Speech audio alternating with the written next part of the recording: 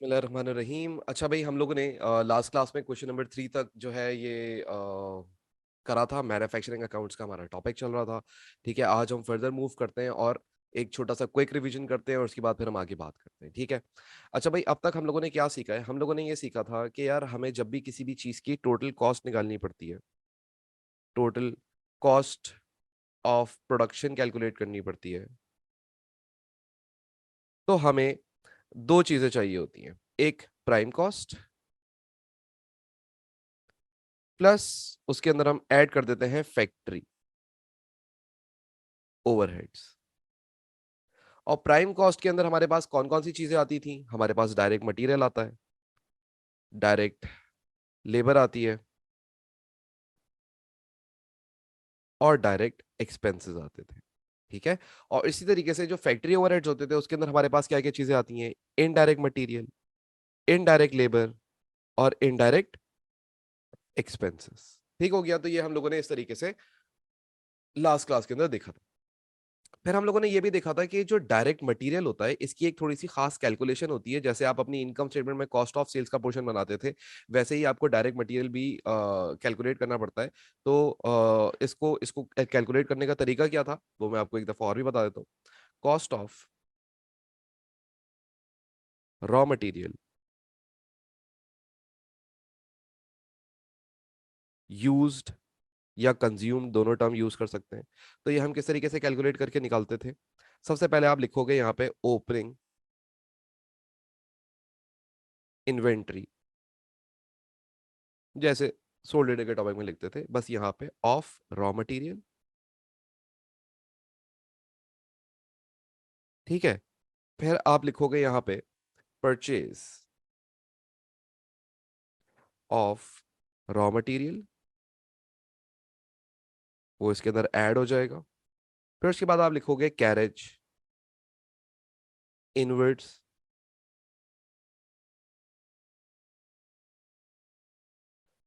On raw materials. Raw material लिखते रहना है बस, बाकी सब वही चल रहा है। फिर उसके बाद अगर कोई purchase returns of raw material हो जाए तो वो सपरेट कर देते हैं। Purchase returns of raw material. ठीक है, वो सब्ट्रैक्ट कर देते हैं। और उसके बाद फिर अगर आपके पास कोई क्लोजिंग इन्वेंट्री जो कि हमेशा होगी, तो उसको हम यहाँ पे लिख देते हैं परचेज, सॉरी, क्लोजिंग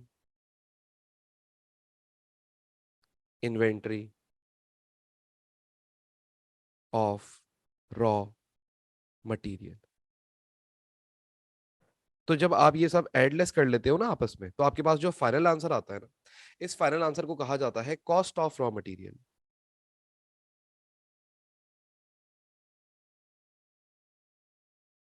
इसको cost of raw material use भी कह सकते हो या cost of raw material consumed भी कह सकते हो। यानी इतना आपने प्रोडक्शन के अंदर रॉ मटेरियल इस्तेमाल कर दिया है। And this value is also known as direct material.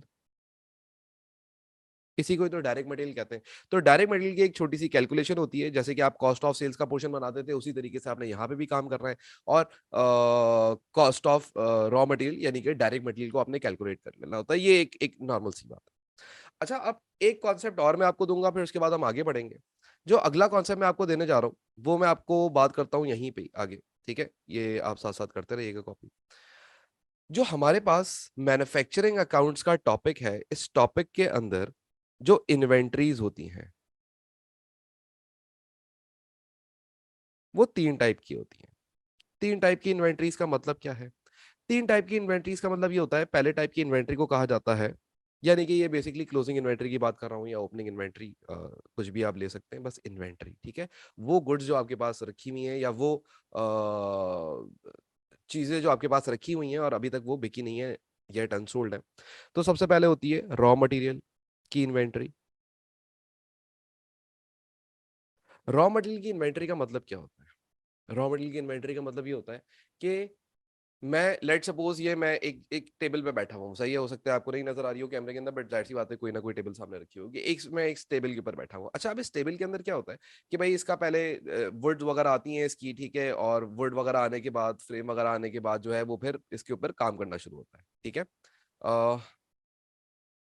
इसके ऊपर काम करना हम लोग शुरू करते हैं। अच्छा, अब अगर मैं ये टेबल्स बनाता हूँ, लेट सपोज मैं जो है वो 1,000 टेबल्स बनाता हूँ महीने के अंदर, तो अगर मैं 1,000 टेबल्स बनाऊं और उसमें से 1,000 में से 800 टेबल्स बिक जाए, हाँ, सेल हो जाए, राइट, तो मेरे पास बच कितनी गई, 200 टेबल बच गई। तो वो जो जो जो इन्वेंट्री आपके पास बच जाती है उसको हम क्लोजिंग इन्वेंट्री कहते हैं। पहली बात तो आपको क्लोजिंग इन्वेंट्री क्लियर होना चाहिए क्या है।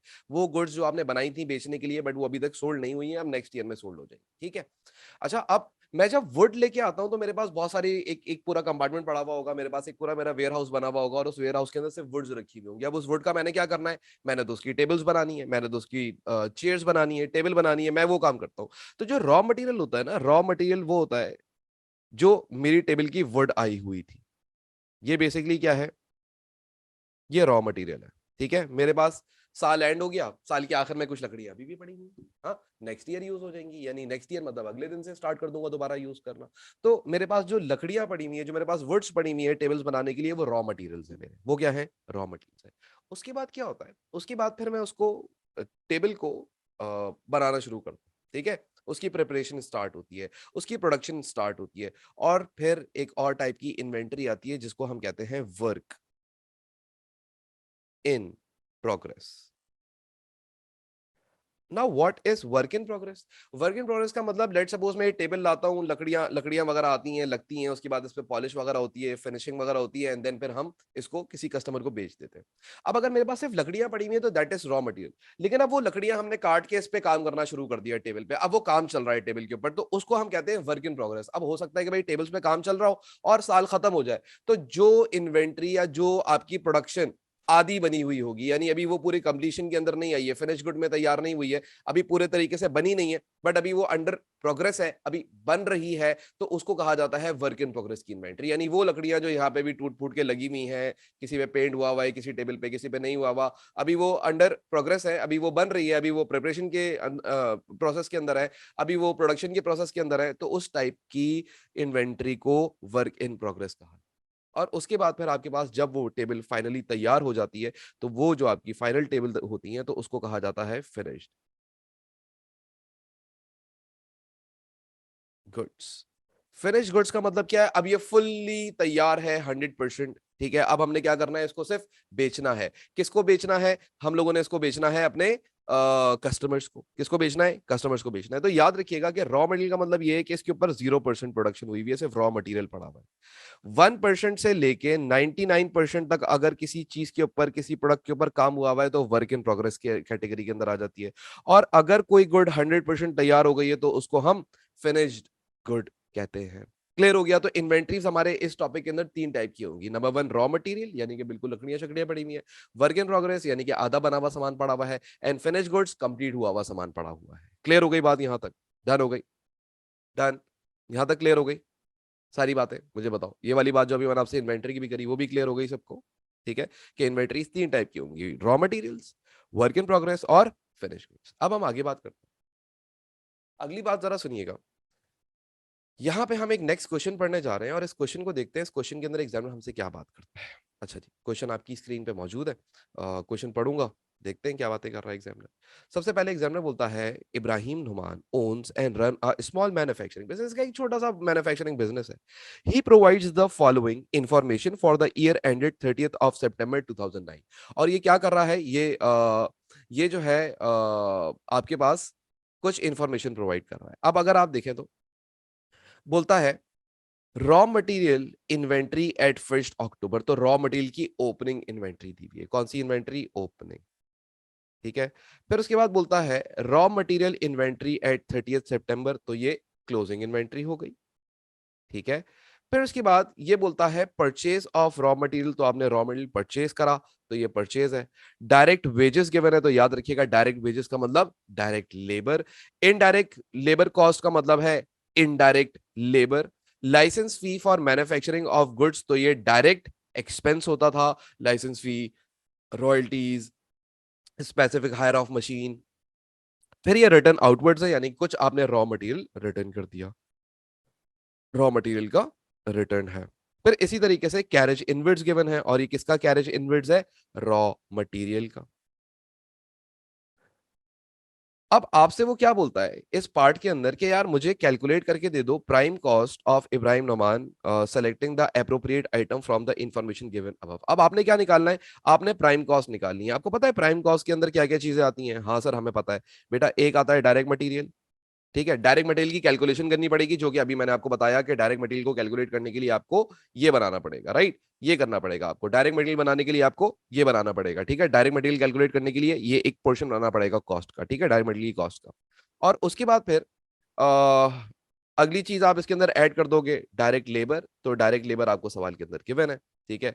और फिर उसके बाद आप डायरेक्ट एक्सपेंसेस ऐड कर देंगे, तो डायरेक्ट एक्सपेंसेस भी सवाल के अंदर आपको गिवन है, ठीक है। अब याद रखिएगा रॉ मटेरियल की कैलकुलेशन में क्या क्या चीजें आएंगी? रॉ मटेरियल की ओपनिंग इन्वेंट्री आएगी, परचेज आएगा, कैरेज इनवर्ड्स आएगा, रिटर्न्स आएगा, और इन्वेंट्री का क्लोजिंग आएगा। सिर्फ इग्नोर क्या चीज की जाएगी इन prime cost? Prime cost calculate करते हुए इनडायरेक्ट लेबर को इग्नोर किया जाएगा, बिकॉज इनडायरेक्ट लेबर जो होती है वो तो ओवरहेड होता है, ठीक है। हमें अभी क्या कैलकुलेट करनी है? प्राइम कॉस्ट कैलकुलेट करनी है। तो आज हम प्राइम कॉस्ट कैलकुलेट करना स्टार्ट करते हैं, ठीक है। तो सबसे पहले हम बात करते हैं कि भाई हमारे पास चलो पहले लिखते हैं यहाँ पे, ठीक है। अब दोबारा से ये वाला काम करेंगे, क्वेश्चन नंबर 3 करने जा रहे हैं, ठीक है। क्वेश्चन 3 करने जा रहे हैं। कॉस्ट ऑफ हम कैलकुलेट करने जा रहे हैं, कॉस्ट ऑफ रॉ मटेरियल। सबसे पहले यहीं से स्टार्ट होगा, cost of raw material used. कितना यूज हुआ? तो सबसे पहले आप यहाँ पे क्या लिखेंगे? Opening raw material. सबसे पहले क्या लिखोगे? Opening raw material. Opening inventory of raw material लिखोगे तो ज्यादा बेहतर है।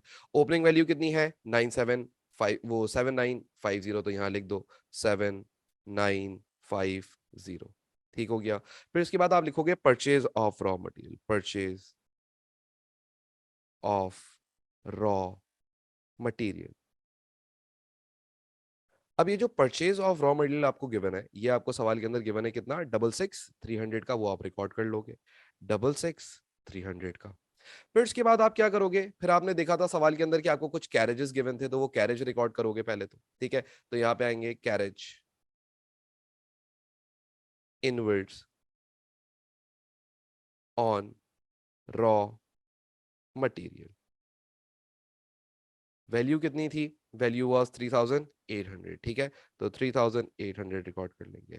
फिर उसके बाद कुछ purchase returns of raw material भी थी, तो वो लेस कर देंगे, purchase returns of raw material,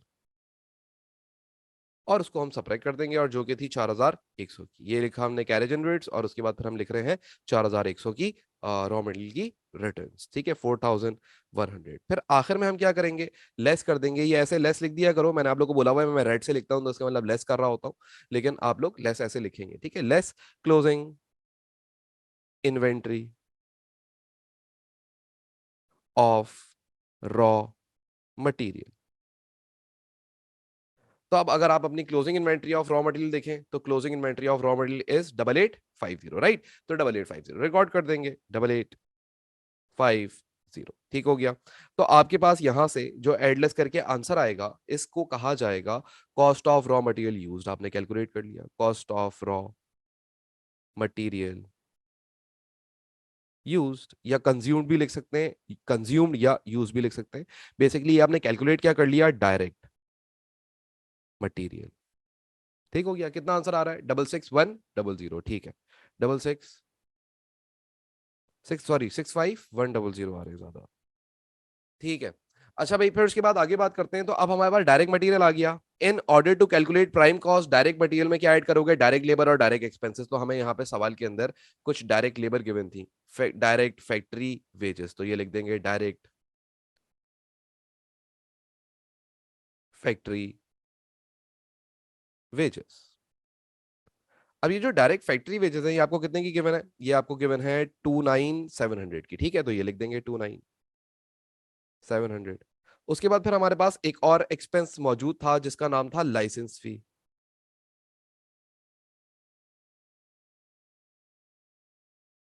licence फी, ठीक है, और लाइसेंस फी भी एक डायरेक्ट एक्सपेंस होता है, उसकी वैल्यू कितनी थी, लाइसेंस फी वाज 8400। तो जब मैं 8400, जब मैं डायरेक्ट मटेरियल, डायरेक्ट लेबर और डायरेक्ट एक्सपेंसेस को ऐड कर देता हूं तो मेरे पास फाइनली प्राइम कॉस्ट आ जाती है ना। तो ये प्राइम कॉस्ट आ जाएगी मेरे पास, प्राइम कॉस्ट। तो प्राइम कॉस्ट कितनी आई मेरे पास, 103 200। वेरी गुड, तो यहाँ पे लिख लिया 103 200 का प्राइम कॉस्ट। क्लियर अनफ, कोई मसला, कोई टेंशन, कोई प्रॉब्लम, कोई मसला, सब कुछ क्लियर है। देखो सब कुछ क्लियर है, सब लोग बताएं। डायरेक्ट मैसेज नहीं करना, डायरेक्ट मैसेज मुझे नहीं आएगा, एवरीवन पे ही करना, ठीक है। शाबाश, सही है। अच्छा भैया अब आगे बात करते हैं अगली चीज, नेक्स्ट पार्ट, नेक्स्ट क्वेश्चन पे चलते हैं। अब ये अगला क्वेश्चन जो है, इस क्वेश्चन को पहले हम गौर से देखते हैं और इसके अंदर हम पूरा इसका पूरा ब्रेकअप देखेंगे, ठीक है, कि इसमें कौन से डायरेक्ट और इनडायरेक्ट चीजें हैं, क्योंकि कॉस्ट दो ही टाइप की होती है, या तो डायरेक्ट कॉस्ट होती है या इनडायरेक्ट कॉस्ट होती है। जो डायरेक्ट कॉस्ट है वो प्राइम कॉस्ट के अंदर आती है, और जो इनडायरेक्ट कॉस्ट है उसको फैक्ट्री ओवरहेड कहा जाता है, ठीक है। अच्छा जी, On 30th of June 2007, the following balances were extracted from the books of XYZ and Company, a local manufacturing business solely owned by William John। बोलता है सबसे पहले दिया हुआ है डायरेक्ट लेबर कॉस्ट, तो ये डायरेक्ट कॉस्ट दी हुई है। फिर उसके बाद आपको दिया हुआ है इनडायरेक्ट लेबर कॉस्ट, तो यानी कि इनडायरेक्ट लेबर दी हुई है। फिर उसके बाद आप देखिए तो हीटिंग एंड लाइटिंग के नाम से कुछ दिया हुआ है, तो हीटिंग एंड लाइटिंग जो आपको दी हुई है, सवाल यह है कि यहाँ पे इसने दो बातें लिखी हुई है, हीटिंग एंड लाइटिंग फैक्ट्री की और हीटिंग एंड लाइटिंग ऑफिस की। अब सवाल ये उठता है कि मैंने आपको फर्स्ट क्लास के अंदर ये बताया था कि जो मैन्युफैक्चरिंग अकाउंट होता है, जो मैन्युफैक्चरिंग अकाउंट होता है, जो मैन्युफैक्चरिंग अकाउंट होता है, उसको हम फैक्ट्री अकाउंट कहते हैं। कौन सा अकाउंट कहते हैं, फैक्ट्री अकाउंट कहते हैं। तो याद रखिएगा कि जितनी भी बातें फैक्ट्री से रिलेटेड होंगी खाली वो मैन्युफैक्चरिंग अकाउंट में रिकॉर्ड की जाती हैं, और जितनी भी बातें ऑफिस से रिलेटेड होंगी वो सारी की सारी बातें इनकम स्टेटमेंट में रिकॉर्ड की जाती हैं। ठीक हो गया।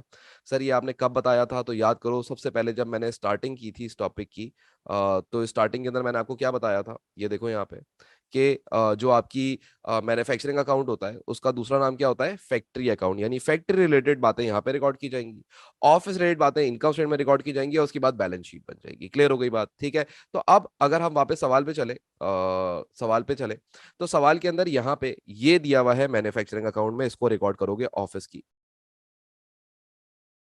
Heat and light.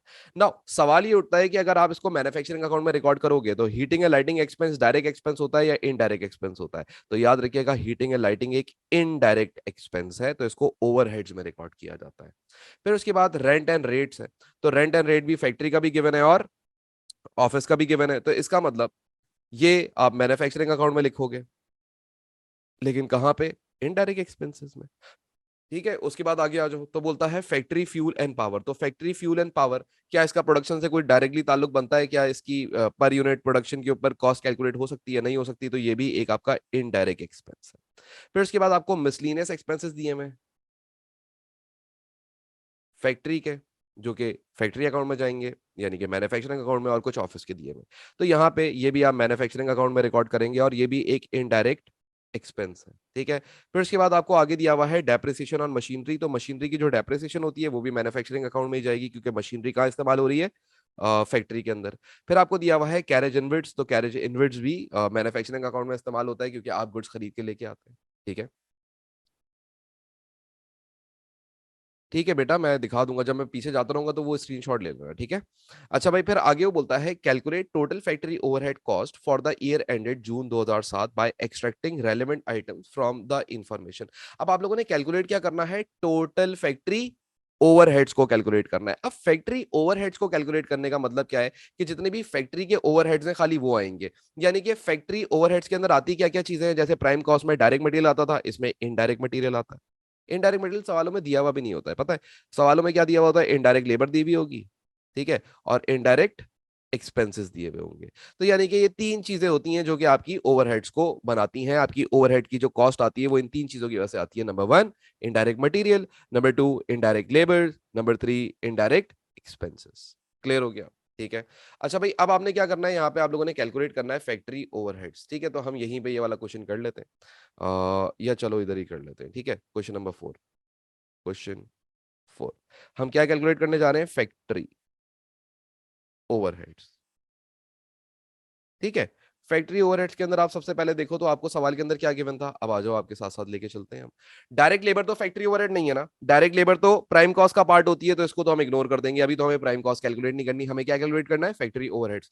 तो इनडायरेक्ट लेबर कॉस्ट को हम रिकॉर्ड करेंगे। तो इनडायरेक्ट लेबर कॉस्ट 6750 की है, तो हम यहां लिखेंगे इनडायरेक्ट लेबर कॉस्ट। और वो कितने की है? 6750 की।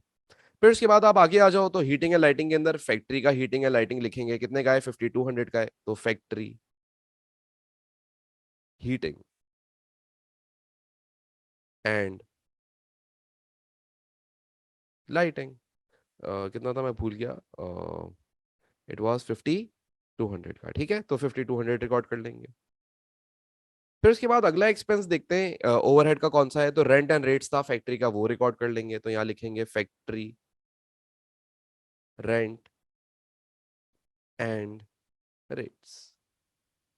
और वो कितने के थे? Factory rent and rates, factory rent and rates were 7500 के, वो रिकॉर्ड कर लेंगे। ठीक है, तो वो रिकॉर्ड कर लेते हैं 7500 के। फिर उसके बाद आगे बढ़ जाते हैं तो अगली चीज क्या दी हुई है? Factory fuel and power. तो वो लिख लेते हैं यहाँ पे फैक्ट्री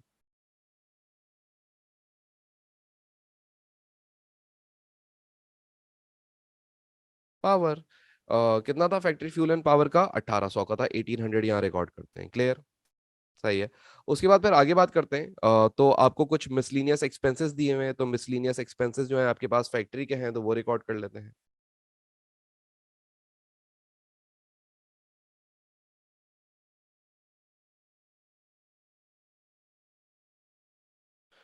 कितने के थे मिसलेनियस एक्सपेंसेस?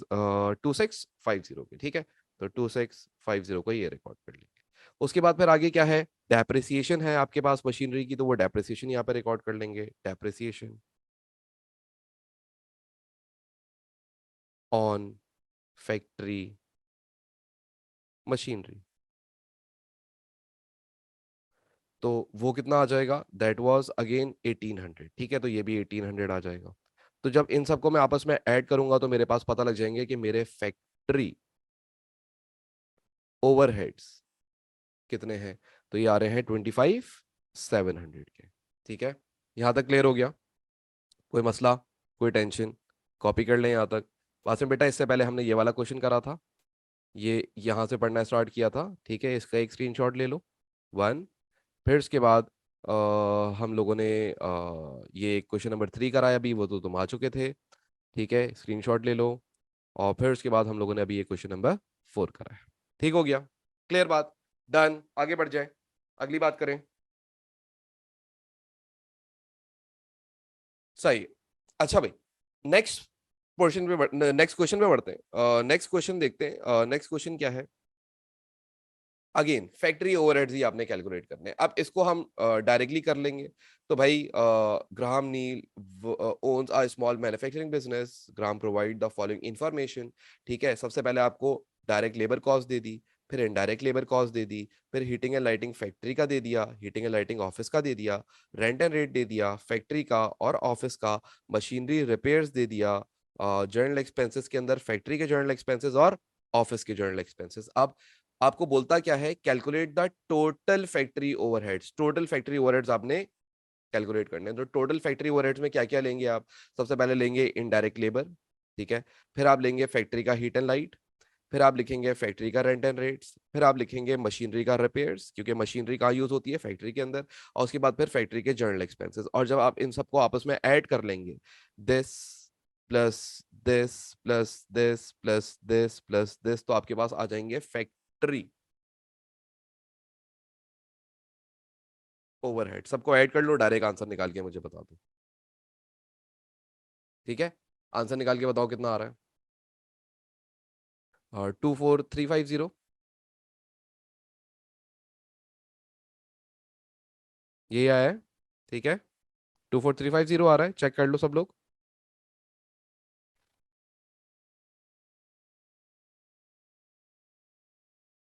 चेक करो जल्दी जल्दी से।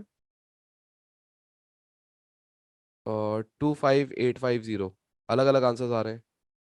24350 ज्यादा आ रहे हैं, 25850 भी अब ज्यादा आ गए।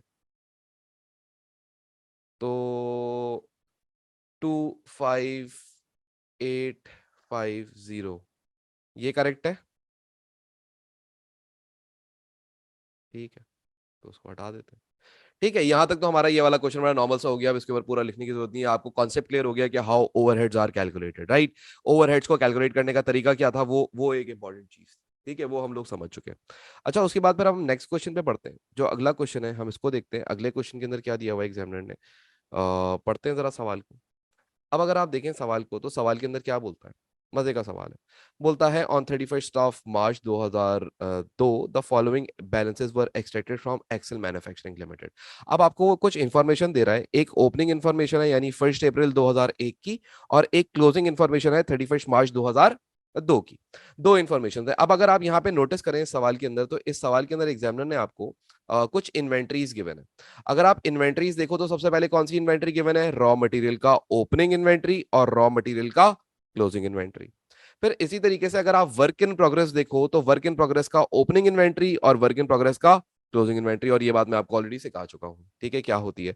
और उसके बाद फिनिश गुड्स का ओपनिंग इन्वेंट्री और फिनिश गुड्स का क्लोजिंग इन्वेंट्री। अब मैं आपको एक एक एक चीज और बता देता हूं कि जब आप मैन्युफैक्चरिंग अकाउंट बना रहे होते हैं तो मैन्युफैक्चरिंग अकाउंट के अंदर रॉ मटेरियल की इन्वेंट्री भी रिकॉर्ड करते हैं, मैन्युफैक्चरिंग अकाउंट के अंदर वर्क इन प्रोग्रेस की इन्वेंट्री भी रिकॉर्ड करते हैं, लेकिन मैन्युफैक्चरिंग अकाउंट में फिनिश गुड्स की इन्वेंट्री रिकॉर्ड नहीं होती, बल्कि फिनिश गुड्स की जो इन्वेंट्री होती है वो इनकम स्टेटमेंट में रिकॉर्ड की जाती है। ठीक है, तो फर्स्ट टू जो है ये आपकी मैन्युफैक्चरिंग अकाउंट में शो करते हैं। ठीक है, अच्छा भाई, तो ये आपको ओपनिंग और क्लोजिंग इन्वेंट्रीज दे दी, और उसके बाद आगे वो बोलता है कि other information relating to the year end 31 March 2002, कुछ और इंफॉर्मेशन भी दे रहा है।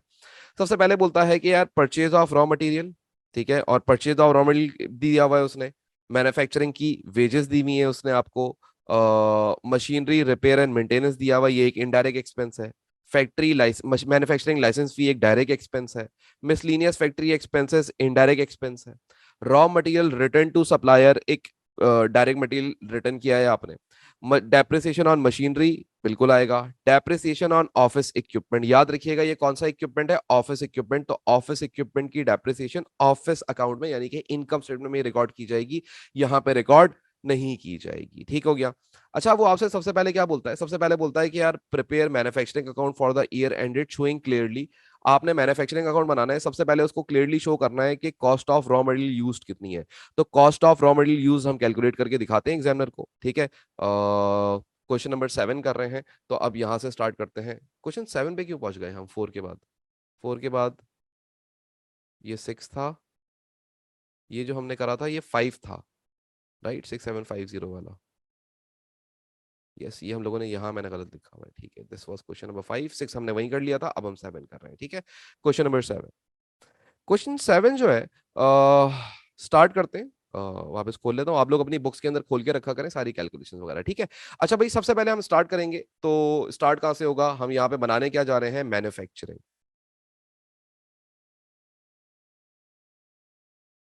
अकाउंट।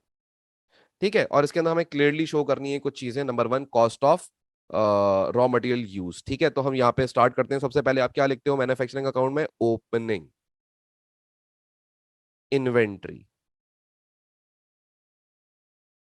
Of raw material.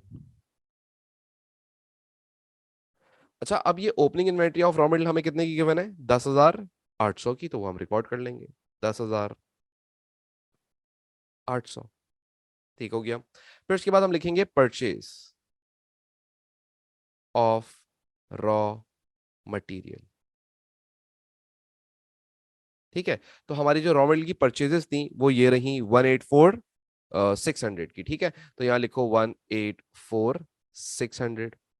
फिर इसके बाद आगे आ जाओ, तो हम यहाँ पे लिखेंगे कुछ कैरेज वगैरह था, कैरेज वगैरह कुछ भी नहीं था, लेकिन कुछ रॉ मटेरियल आपने रिटर्न किया था, तो रिटर्न ऑफ रॉ मटेरियल हम रिकॉर्ड करेंगे। ठीक है, तो ये वाला क्वेश्चन सही है। अच्छा भाई, अब परचेज ऑफ रॉ मटेरियल जब हम लिखे, वो purchase return of raw material लिखेंगे तो ऐसे लिखेंगे, less purchase return of raw material. अब रॉ मटेरियल की परचेज रिटर्न की वैल्यू कितनी थी? इट वाज 1600, सो 1600 यहां लिख देंगे। फिर हम यहां लिखेंगे less closing inventory of raw material. और ये जो closing inventory of raw material है, ये हमारे पास कितनी गिवन थी? देखो 11,400 की। ठीक है, तो वो हम रिकॉर्ड कर लेंगे अपने पास 11,400। तो आपके पास एक आंसर आ जाएगा, उसको हम बोलेंगे cost of raw material used या कंज्यूम, दोनों लिख सकते हैं। तो cost of raw material used या कंज्यूम्ड कितना आ रहा है बेटा? जरा इसको कैलकुलेट कर लो और मुझे बताओ। ठीक है, 18,4,200। ये आपने पहला पार्ट के अंदर जो उसने ए पार्ट में मांगा था, आपने उसको क्लियरली शो कर दिया कि this is cost of raw material. अब आपने प्राइम कॉस्ट ही निकालनी होगी इसके बाद, तो जाहिर सी बात है। तो प्राइम कॉस्ट के अंदर क्या क्या चीजें ऐड हो जाएंगी? डायरेक्ट लेबर और डायरेक्ट एक्सपेंसेस। तो सबसे पहले अगर आप डायरेक्ट लेबर देखें तो डायरेक्ट लेबर आपको दी हुई है मैन्युफैक्चरिंग वेजेस। तो मैन्युफैक्चरिंग वेजेस लिख देते हैं हम लोग यहाँ पे। ठीक है, तो यहाँ लिखते हैं मैन्युफैक्चरिंग।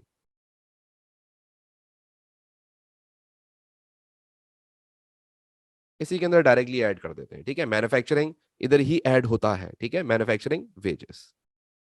तो मैन्युफैक्चरिंग वेजेस की वैल्यू कितनी थी? That was 9 to 500, if I am not wrong. 9 to 500 ही नजर आ रही है मुझे, 9 to 500। फिर उसके बाद अगर हम आगे बढ़ते हैं तो फिर हम देख लेते हैं कोई डायरेक्ट एक्सपेंस था। तो यस, एक डायरेक्ट एक्सपेंस भी था, और वो जो डायरेक्ट एक्सपेंस था वो किस नाम से था? मैन्युफैक्चरिंग लाइसेंस फी।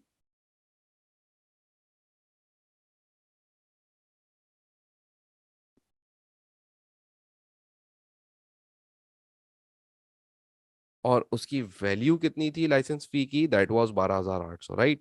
तो 12,800 हम लिख लेंगे। तो ये डायरेक्ट मटेरियल भी आ गया, डायरेक्ट लेबर भी आ गई, और डायरेक्ट एक्सपेंसेस भी आ गए। तो जब मैं इनको आपस में ऐड कर लूंगा तो मेरे पास आ जाएगी प्राइम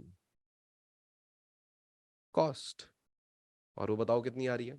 28,770। ये प्राइम कॉस्ट आ गई आपके पास, क्लियरली शो कर दिया हमने एग्जामिनर को, भाई ये लो तुम्हारी प्राइम कॉस्ट।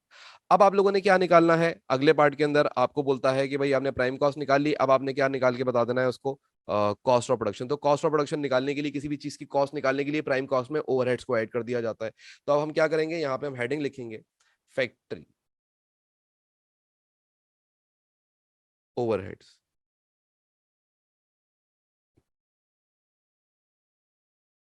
अब फैक्ट्री ओवरहेड्स हमारे पास कौन कौन से हैं, देखना शुरू करते हैं सवाल के अंदर। सबसे पहले जो है आपको मशीनरी रिपेयर्स दिया हुआ है 9,300 का। तो यहां लिख लें मशीनरी रिपेयर्स 9,300। फिर उसके बाद आपको सवाल के अंदर यहाँ पे दिया हुआ है मिसलीनियस फैक्ट्री एक्सपेंसेस। तो ये मिसलीनियस फैक्ट्री एक्सपेंसेस। ठीक है, और मिसलिनियस फैक्ट्री एक्सपेंसेस कितने दिए हुए हैं? 12,100 के, राइट। तो 12,100 का ये रिकॉर्ड कर लेंगे। ठीक हो गया। फिर उसके बाद आप आगे देखो तो आपको दिया हुआ है डेप्रिसिएशन ऑन मशीनरी। तो वो हम रिकॉर्ड कर लेंगे, ये भी एक ओवरहेड है, डेप्रिसिएशन ऑन मशीनरी। और ये जो डेप्रिसिएशन ऑन मशीनरी है, ये दी हुई थी हमें 5,500 की। ठीक है, तो 5,500 की। तो अब आपके पास ये इनडायरेक्ट एक्सपेंसेस आ गए सारे। जब आप इनको आपस में ऐड कर लोगे तो आपके पास एक आंसर आ जाएगा। ऐड करने का मतलब प्राइम कॉस्ट के अंदर फैक्ट्री ओवरहेड्स को ऐड कर लें सारे। ठीक है, 26,900 तो सिर्फ फैक्ट्री ओवरहेड्स आ रहे हैं ना, तो इसके अंदर 28,770 भी ऐड कर लोगे ना? ठीक है, टोटल कॉस्ट निकाल लोगे ना?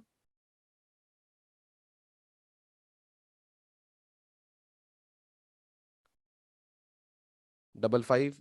इतने अलग अलग आंसर्स क्यों आ रहे हैं?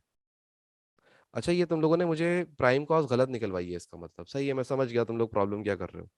देखो बेटा, प्राइम कॉस्ट निकालने के लिए, चलो मैं आपको समझ, प्राइम कॉस्ट निकालने के लिए direct material plus direct labour plus direct expense. तो सबसे पहले आप लोग मुझे एक सही सी प्राइम कॉस्ट निकाल के बताओगे, ठीक है? आप लोगों ने मेरे ख्याल से ये गलत निकाली होगी। तो ये आपको मैंने तरीका बता दिया, इन सबको आपस में ऐड करोगे तो प्राइम कॉस्ट आएगी, ठीक है? तो प्राइम कॉस्ट कितनी आ रही है? 260 आ रही है, देख लो सब लोग।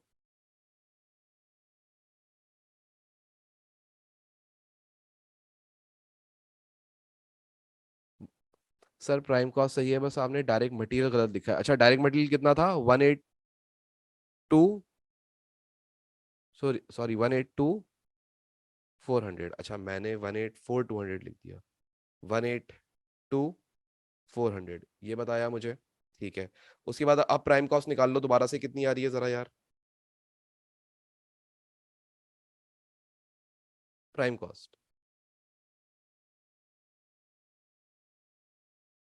287700, ठीक है। 287700 ये आपके पास आ गई प्राइम कॉस्ट, ठीक है।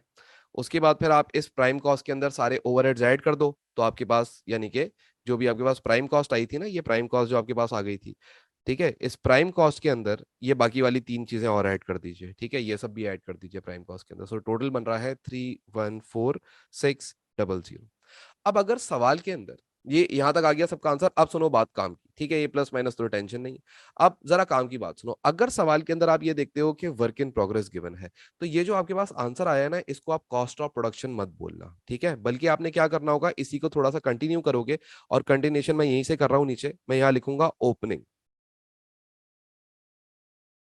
इन्वेंट्री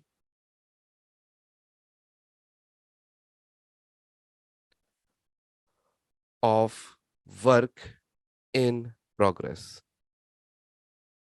अच्छा opening inventory of work in progress अगर आप देखें तो वर्क इन प्रोग्रेस की ओपनिंग इन्वेंट्री कितनी है? 7600 की है। कितने की है? 7600 की। एक कॉलम पीछे आप ये लिख लोगे।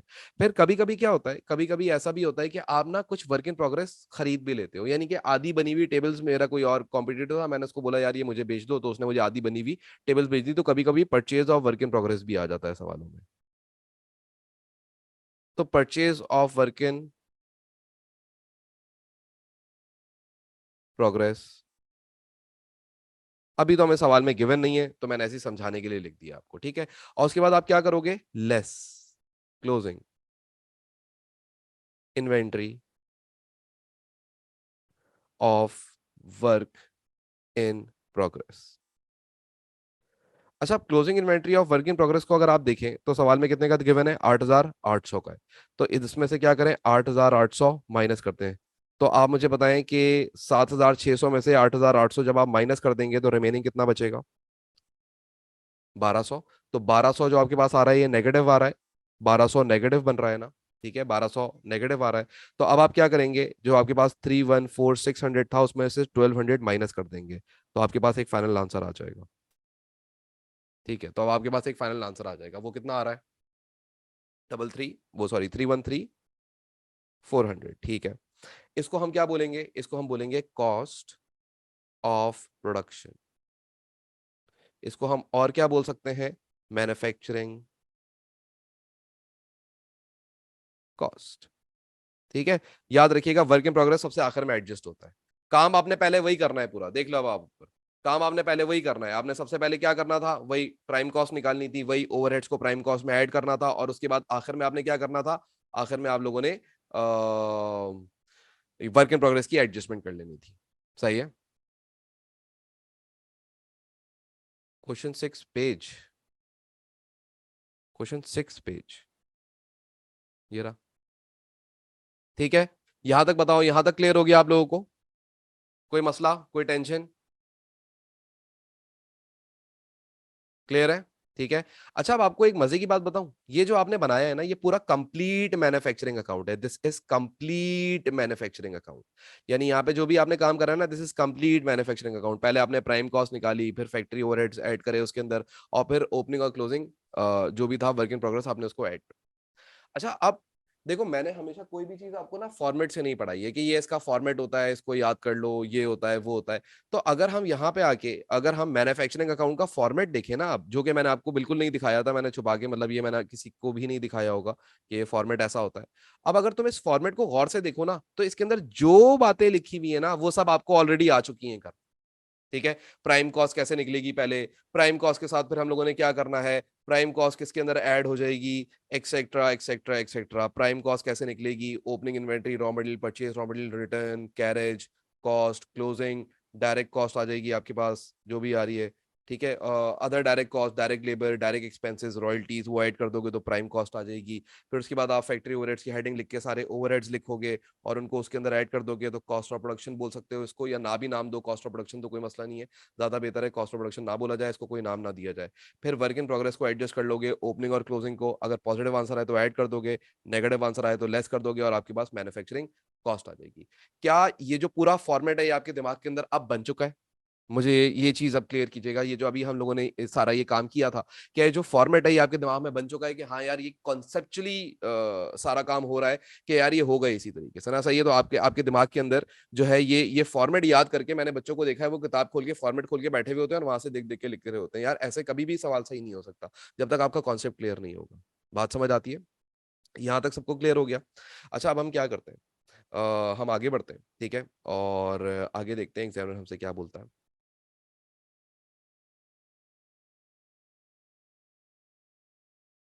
हाँ बेटा, लेकिन रिकॉर्डिंग मैंने बताया था ना कि थोड़ा सा टाइम लग जाता है एडिट होने में ना। सही है। तो मैं दे दूंगा इंशाल्लाह ताला। अच्छा भाई, अब ये अगला क्वेश्चन है। ठीक है, अगला जो क्वेश्चन है ना, मैं ये चाहता हूँ कि ये वाला क्वेश्चन जो है ये आप लोग खुद से अभी अटेंड करेंगे। ठीक है, और आप अभी करो इसको, मैं आपको हेल्प कर देता हूँ। ठीक है, सबसे पहले आप लोगों ने इसके अंदर करना क्या है, आप लोगों ने जो कॉस्ट ऑफ प्रोडक्शन है वही कैलकुलेट करनी है। ठीक है, कॉस्ट ऑफ प्रोडक्शन आपने कैलकुलेट करके शो करनी है एग्जामिनर को। चलो आपके साथ साथ ही कर लेते हैं यार, जल्दी जल्दी। छोड़ो आप लोग खुद से क्या करोगे। सवाल को देखो गौर से। इन्फॉर्मेशन दी हुई है ओपनिंग और क्लोजिंग। ठीक है, सबसे पहले अगर आप देखें तो आपको रॉ मटेरियल दिया हुआ है opening closing, work in progress opening closing, finish goods opening closing. ठीक हो गया। फिर उसके बाद आपको अदर इन्फॉर्मेशन दी हुई है रिलेटिंग टू 2008, रॉ मटेरियल का opening, carriage and rates, factory wages, heating and lighting of factory premises, ये इनडायरेक्ट एक्सपेंस होता है, रॉयल्टीज पेड एक डायरेक्ट एक्सपेंस होता है, प्राइम कॉस्ट में ऐड होता है, जनरल फैक्ट्री ओवरहेड्स इनडायरेक्ट है, factory plant and machinery depreciation, और डेप्रिसिएशन ऑन मोटर व्हीकल। अच्छा, ये मोटर व्हीकल की डेप्रिसिएशन भी नॉर्मली मैन्युफैक्चरिंग अकाउंट के अंदर ही लिखिएगा, क्योंकि मोटर व्हीकल अगर क्लैरिफाई नहीं करा हुआ एग्जामिनर ने तो हमें यहीं पे लिख देनी चाहिए। सही है।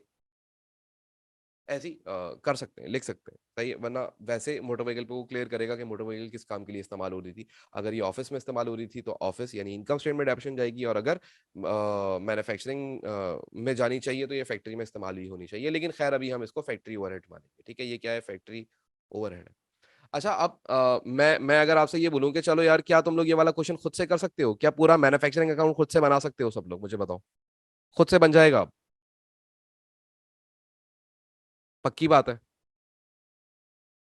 सही है, तो बस तुम लोग अभी ये बैठ के इसको बनाओ, और बनाने के बाद जो आप लोग के जो ग्रुप्स हैं आप उसके ऊपर मुझसे ये शेयर कर दें सारी चीज़ें। ठीक है, और फिर जो है हम अपनी नेक्स्ट क्लास के अंदर हम आगे कंटिन्यू करेंगे, और फिर नेक्स्ट क्लास के अंदर हम मजीद चीज़ें देखेंगे कि इनकम स्टेटमेंट कैसे बनती है, एक्सेट्रा एक्सेट्रा एक्सेट्रा एडजस्टमेंट्स के साथ। ठीक है, तो आप लोगों ने ये वाला क्वेश्चन की पिक्चर ले लो, जिनके पास क्वेश्चन या बुक नहीं है अभी। ठीक है, वो स्क्रीनशॉट ले लें वाले क्वेश्चन का, और आप लोग कर करके मुझे ग्रुप पे भेजेंगे, अगले 5-10 मिनट के अंदर भेज देना, क्योंकि ये अभी आपका क्लास का टाइम ही है 10 मिनट का, तो इसके अंदर अभी बैठे रहना, बंद नहीं कर देना। ठीक है, और आप लोगों ने क्वेश्चन करके मुझे भेज देना है। ठीक है, तो आज की क्लास के लिए हम इतना ही रखेंगे, और उसके बाद फिर हम आने वाली क्लासेस के अंदर, जो कि हमारी अब नेक्स्ट क्लास होगी, उसके अंदर हम इंशाल्लाह ताला मैन्युफैक्चरिंग अकाउंट्स के साथ साथ इनकम स्टेटमेंट और उसकी बैलेंस शीट बना के एक फुल फ्लेज सवाल करेंगे, एंड देन फिर हम पास पेपर्स के ऊपर चले जाएंगे। ठीक है, तो आज की क्लास में बस इतना ही, फिर इंशाल्लाह मिलते हैं on on on on today Saturday, so we are going to meet on Wednesday, right? तो हम वेंसडे को मिलते हैं, तब तक के लिए सबको